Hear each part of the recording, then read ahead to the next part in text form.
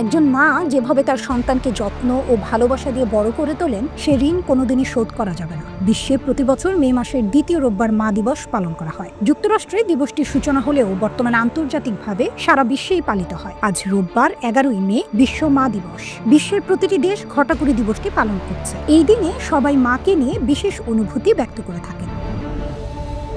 রূপালী পর্দার তারকারাও তার ব্যতিক্রম নন। ঢালিউড অভিনেত্রী শবনম বুবলি সেই অনুভূতি ব্যক্ত করেছেন সামাজিক মাধ্যমে। আজ রোববার বিকাল 3:30টায় এক পোস্টে দুজন নারীর ছবি দিয়ে অভিনেত্রী লিখেছেন, এ দুজন সবচেয়ে সুন্দর, পরিশ্রমী এবং স্নেহময়ী মা। এর পাশে হার্ট সহ হাসি মুখের ইমোজি ব্যবহার করেছেন। ছবির বাম পাশে ঢালিউড কিং সাকিব খানের মা, তার পাশেই অভিনেত্রীর মা। ঢালিউড চলচ্চিত্রের জনপ্রিয় অভিনেত্রী আরও লিখেছেন, আল্লাহ যেন আপনাদের সবসময় সুস্থ রাখেন। এরপরই 2 হাত জোড়া একটি ইমোজি ব্যবহার করেছেন বুবলি। আল্লাহর কাছে 2 হাত তুলে দোয়া করতে ব্যবহার করে এই ইমোজি।